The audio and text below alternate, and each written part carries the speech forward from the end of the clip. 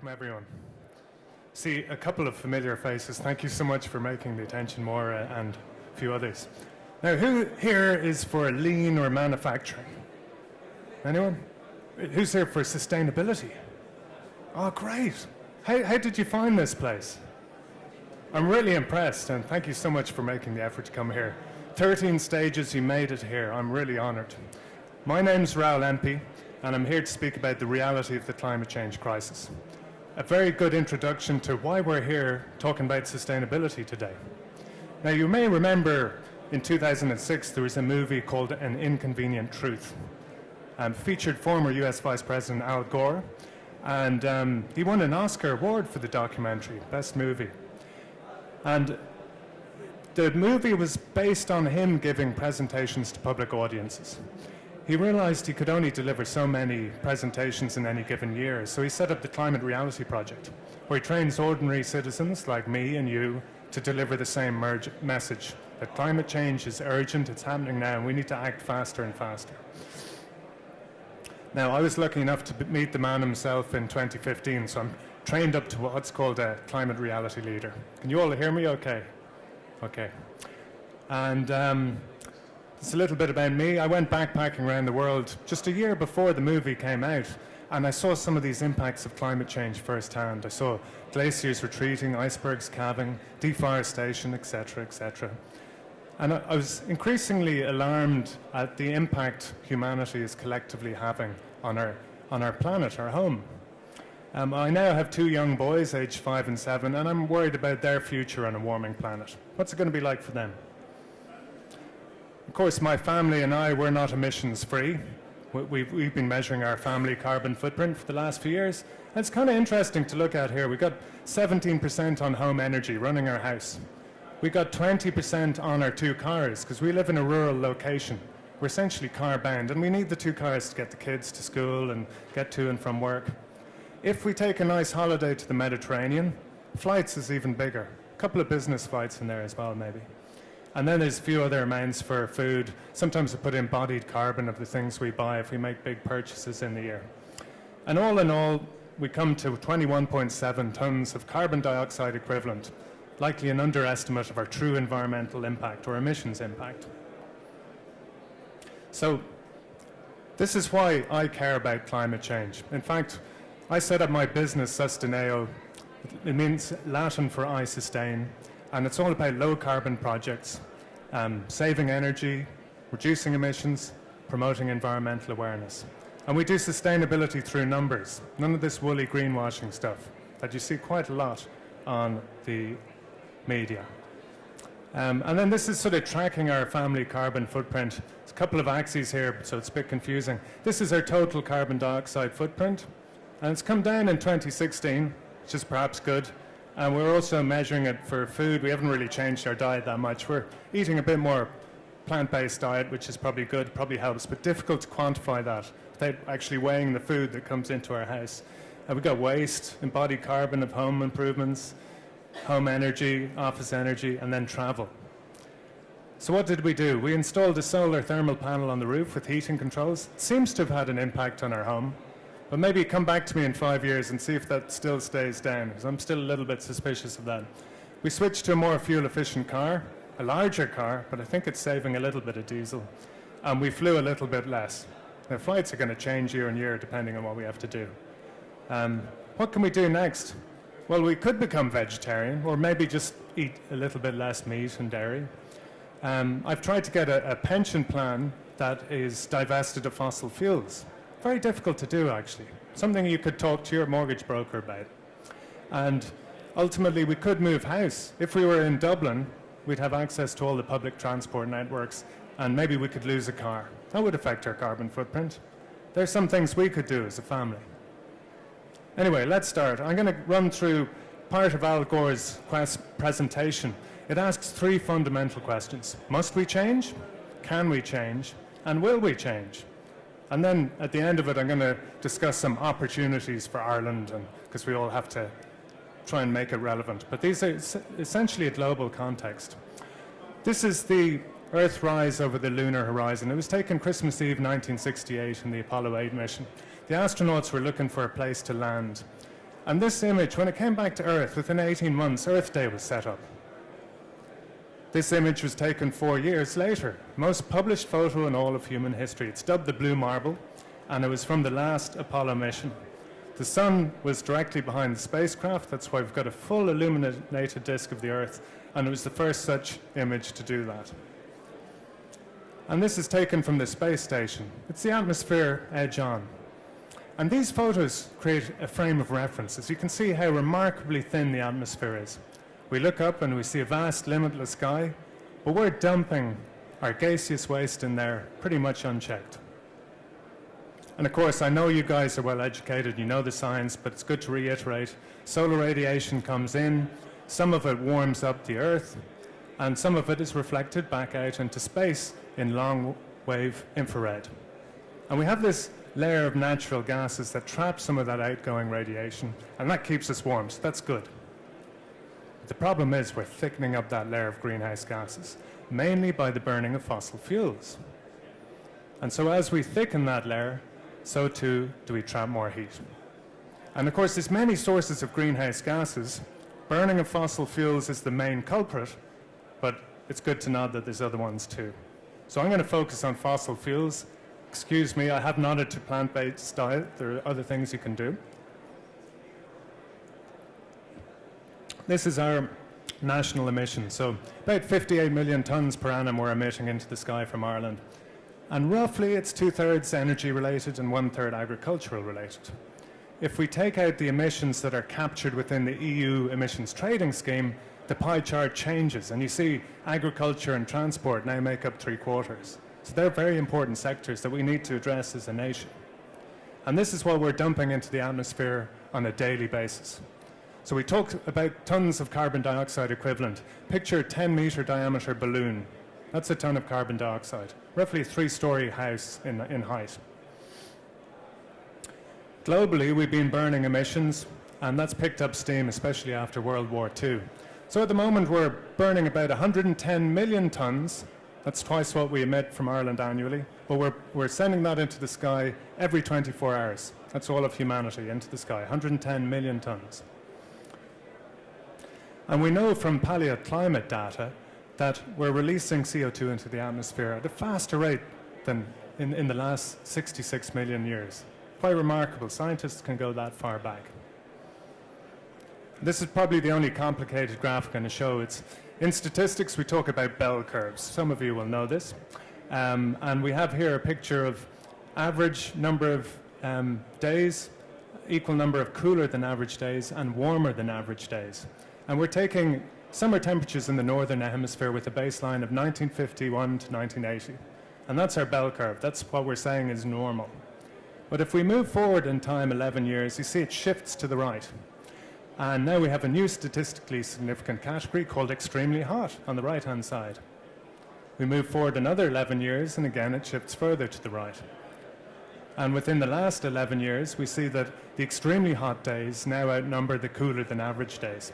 In fact, they're over 140 times more common than they were 30 years ago. This is global warming, and it's being measured and it's happening. And I guess scientists have been measuring global mean surface temperatures from 1880, and that's the increase. Look what happened in the first 6 months of 2016. It's really shooting up now. This is a time lapse from NASA. So again, this is looking from 1880, and you can see how the planet is warming up. Takes a while to get going, but once we hit the 1970s, you see the planet start turning yellow and then ultimately red.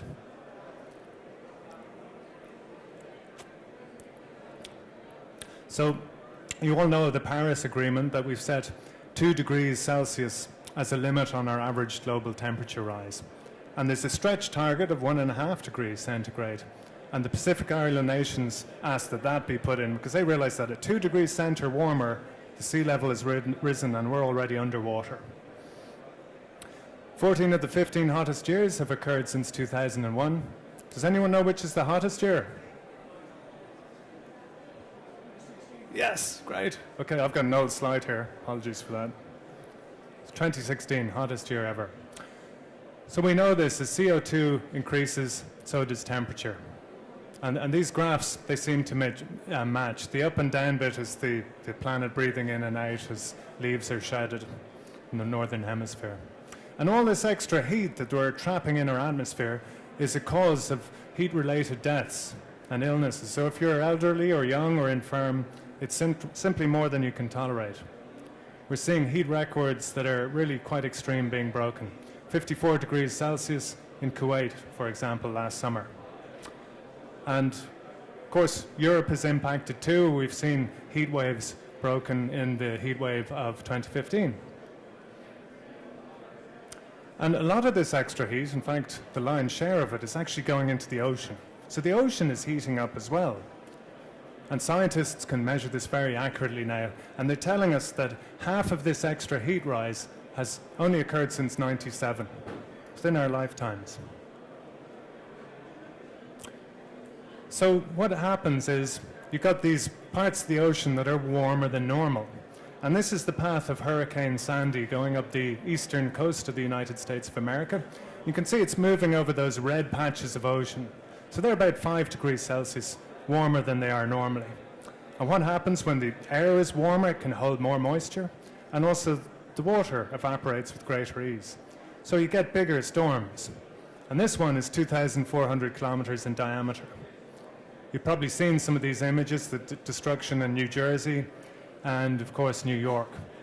I'm going to show you a short clip from An Inconvenient Truth, and it was the most criticized scene in the movie because climate change deniers said it simply couldn't happen. Let's look and see what did happen. Hope the sound works here. Do we have sound? No, maybe we don't have sound. I can describe it, that's okay. So this is a model that they showed in An Inconvenient Truth, and it shows with a certain amount of sea level rise that the water is coming in. In fact, it could come into the World Memorial Site. So they said this couldn't happen, but it actually did.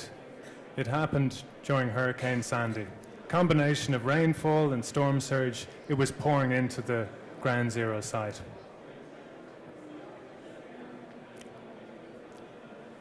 So we know warmer air can hold a lot more water vapor, and if we warm the atmosphere with 1 degree Celsius of temperature, that atmosphere can hold 7% more water vapor. The scientists are telling us that there's 4% more water vapor than there was 30 years ago, and they're telling Al Gore that it's actually 5%, but they just haven't published that scientific data yet. That's a lot of extra water in the atmosphere. So we're seeing a little bit of this in Ireland, where we've got heavier downpours in the west, and maybe we're seeing drier side on the east part of Ireland. So downpours get bigger, and we get these incredible images like this. This is the state of Montana. Of course, no damage done here, but occasionally these big rain bursts, they land on cities. This looks like a bit of an atomic explosion here. These were called microbursts, but they've started calling them macrobursts now. That's only last summer. This is in China. They got heaviest rainfall in 2 centuries, 18 inches within 10 hours. That's a phenomenal amount of rain. And then we're getting this sort of footage. Again, there should be audio here. Apologies, there isn't. This is from a camera phone. Oh, there is. Can you hear that? No? Something coming out of there. Okay. The Chinese are screaming. They're going, whoa, look at that. So anyway, I have a lot more disaster movies. Time is limited today, so I'll push on. This was the biggest storm or rainfall event. I think it was the third largest in history outside the US. And this is how they got to work. And a lot of economic damage. They were telling us 33 billion. Now, I don't remember this hitting my news waves last year, but it's only last May this happened. This one did, of course. So this is Storm Desmond in England. Again, 13 inches in 24 hours, heaviest rainfall event. And followed swiftly by Storm Frank. They kept the pubs open. And I love this. It looks like the ale is actually floating outside the window of the pub. So if you're an avid ale drinker, you could just swim out in it and enjoy yourself. And of course, we're not immune. We've had our own flood events. Maybe not as extreme, but they're still equally damaging. So people may ask you, what's the cost to our economy if we address this climate change crisis? But the truth is, you've got to turn that question around.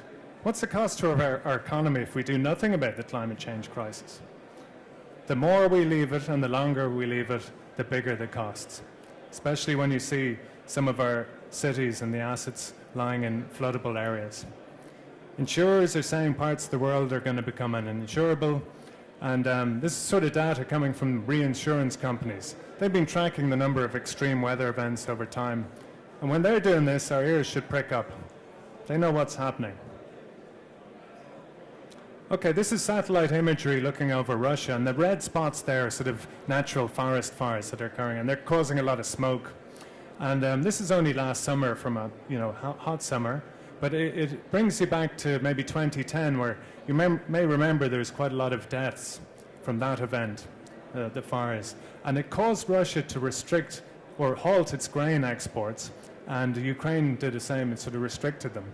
And there's knock-on effects to all of these impacts. Of course, food price index, there's 2 spikes within 2 years, I think. Within 3 years, apologies. So all around the world, this triggers food protests, and you get Mozambique all the way to Bolivia. I think it was 60 countries had food price protests. And in Tunisia, when a food vendor set himself on fire, in protest of rising food costs, it's said to have triggered the Arab Spring. And let's move across to Syria now. So they had a big drought from 2006 to 2010.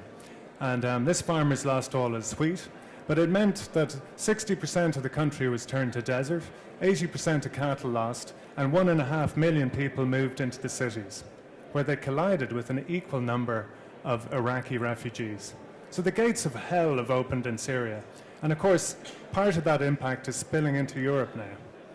So we may be at the end of Europe, but ultimately we will all be affected by this. So the likes of the US Department of Defense, they'd warned us of such things, of climate change refugees, of water, food and disease.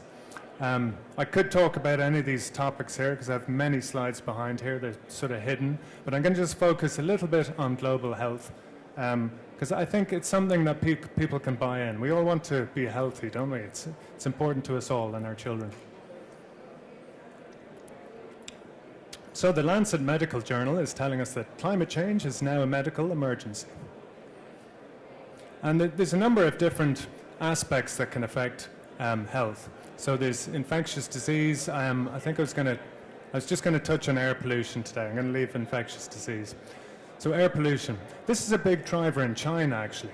So this is China on a good day, and then maybe a week or 2 later, it can look like this.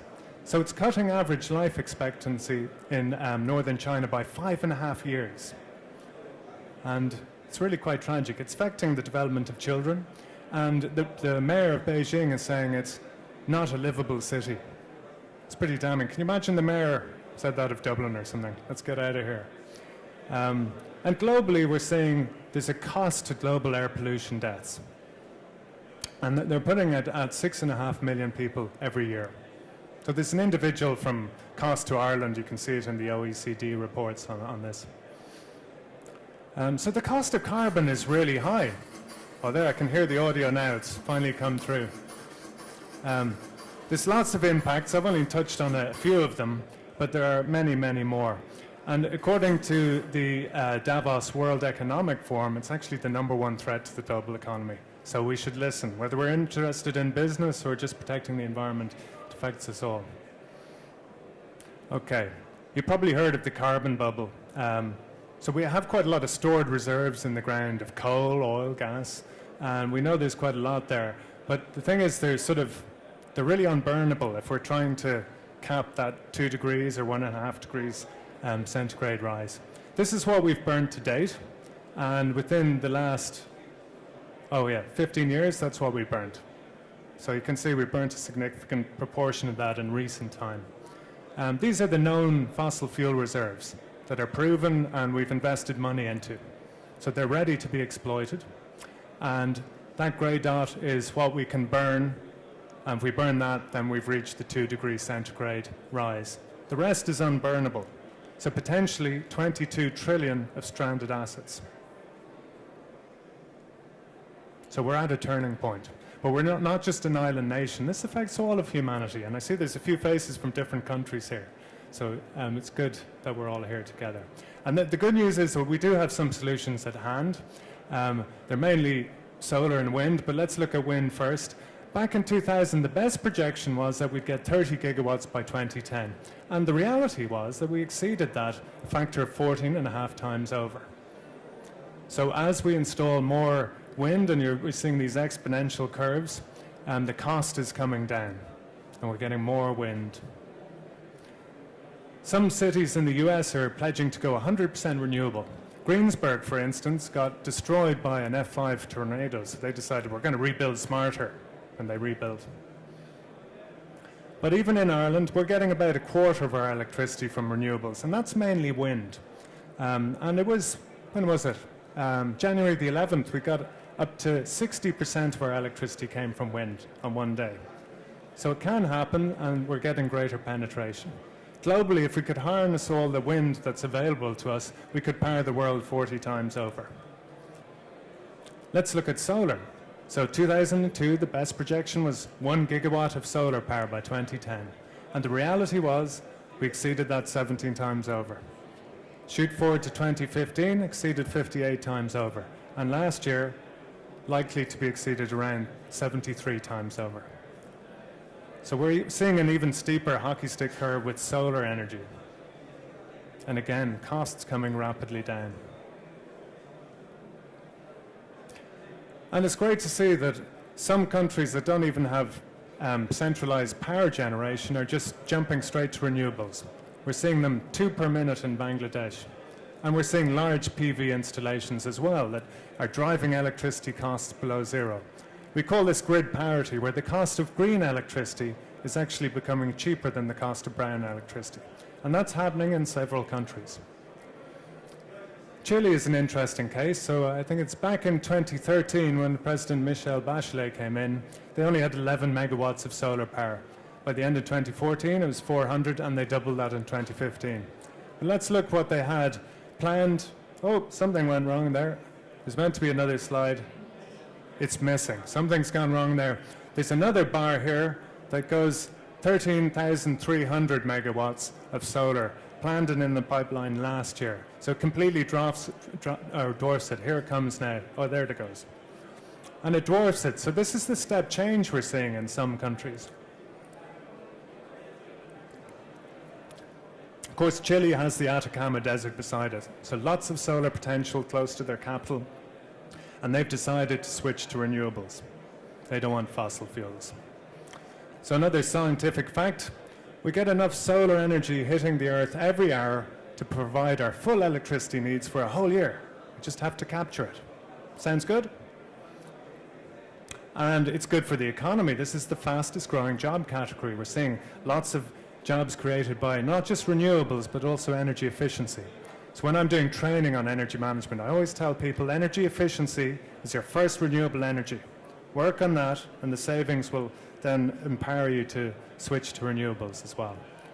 And the forecast is that we're phasing out fossil fuels in the grey there, and we're moving to more and more renewables. And this is happening. So it's going to be a large part solar in the yellow, and the dark blue is wind. That'll be the two main players.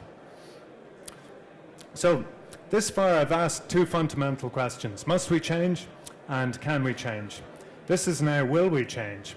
So some calls for pause, and I hope. So China apparently has peaked its coal burning, which was always a concern to environmentalists.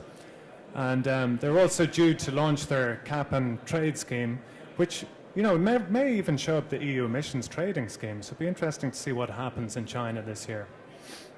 And of course, in the EU, we've pledged to cut our emissions by 40%, do more renewables. And all across the globe, we're seeing emissions trading schemes, we're seeing carbon tax, and we're seeing more regulation. All of these are helping to drive down emissions. But is it enough? We have to keep the pressure on. It seems that for the past 2 years, global emissions have plateaued, and that's without an economic downturn. So maybe we're at peak carbon right now. I hope we are. Hope it's going to start going down now. And of course, we got the Paris Agreement, to which virtually every nation in the world has signed up to become net zero greenhouse gas emitters. And it's not just me. A lot of people, including you, care about climate change. This is hundreds of thousands of people in the People's Climate March in Manhattan. And growing cause to concern for a lot of people. So what can Ireland do? We're a small nation, and the world emits what we do in just 12 hours, just to put it in context. So we are a small player, but I believe, even in spite of these presidential candidates in other countries, we can still play our part. For instance, we have our Climate Action and Low Carbon Development Act, which was passed into law in 2015. And out of that, we have a Climate Change Advisory Council that advises the government on how to become net carbon zero. So these are the main guys. If you're in touch with them, praise them for the work, encourage them. We've also got some Irish Defence Forces. I mean, they're helping refugees. Some of these people are fleeing areas that have been impacted by climate change. So in a way, they're something we should be grateful to. And Irish Aid, a small proportion of our overseas development aid goes to climate adaptation. I think it's 34 million, but that's set to ramp up with our commitments to COP21 in Paris. And we've got some key individuals that I think we can be particularly proud of as well. So what can you do? Well, on an individual basis, I've given you some of the ideas of what I've done at the start of the presentation, but don't let climate change denial go unchallenged. Make consumer choices that count, whether it's to reduce energy or considering the environmental impact of the things you eat. I like the one in red, which is changing laws is more important than changing light bulbs. So put pressure on your political candidates. And I don't care what party they're from, they can all play a part. This is real leadership here. We've got the Provost of Trinity College. He's committed to divesting their investments from fossil fuels, up to 6 million in investments. Quite a big statement there, where the students' activism have caused this step shift. And of course, we had the fossil fuel divestment bill was voted in last week. So if this does become law, we could be the first country to divest state assets of fossil fuels. So this movement is a growing thing, and it's largely been driven by 350.org and students around the world. If you're interested, maybe you have a business, maybe you could get involved with Global Divestment Day, which is in a couple of weeks' time. Now, I'm going to just nod to a couple of other things. Normally I speak to businesses. Does anyone run a business here? Maybe some, I don't know where you're from, maybe some academics, public sector, different thing. But businesses are concerned about the risks of a changing planet. And they're mapping out their environmental impacts. So this, if I can do it, does this thing, I just might use my finger here. This is the supply chain here, from raw material production, processing, manufacturing, assembly, all the way to shops and offices. And this is for a company called Caring Group. They make clothing and apparel of sort of luxury brands like Puma and Gucci, that sort of stuff. And they've mapped out all their environmental impacts, some of which they pay for, like water and energy, and some of which goes into the environment unchecked, like greenhouse gas emissions. And they monetize that. And the cost they estimate is 773 million euros per annum. So this is an example of an environmental profit and loss, and it's one of the tools you could use if you get involved with natural capital accounting. And then they're mapping this impact across the globe, so they know where their impacts are. Now they can start to work to address them and reduce them. Scotland's another interesting case. So they got 100% of their electricity from wind power in one day last summer. But not just that, they made a recent announcement that because they've already hit their 2020 target 6 years early, they've now got a target, I think it's for 2032, where they're going to cut their emissions by 66%. And it's not just low carbon vehicles and low carbon technologies to heat your house, it's also the restoration of peatlands. So Scotland gets this concept of natural capital and reinvesting back into nature. And they're expecting to invest 3 billion per annum in this. Maybe we should be taking a leaf out of Scotland's book. We had a forum on natural capital in Dublin only last October, and the chief economic advisor from Scotland was there. And they've introduced natural capital into their legislation, and it's helping drive resources through government bodies. Could we do something similar in Ireland? Okay, So I hope I've given you some ideas of what we could do to reduce our emissions, and I hope I've answered an affirmative yes to must we change? Can we change? Will we change? Yes, yes, yes, I hope. So I hope today, this is our one home and our one planet. And anyone who tells you we can fly off and colonize somewhere else is misguided. We can't even get to Mars and back. We've got to make do with this. You're in the National Sustainability Summit. I hope you get lots of fantastic ideas. You've got some great thought leaders here today. Make 2017 a year of climate action. Thank you for joining me today.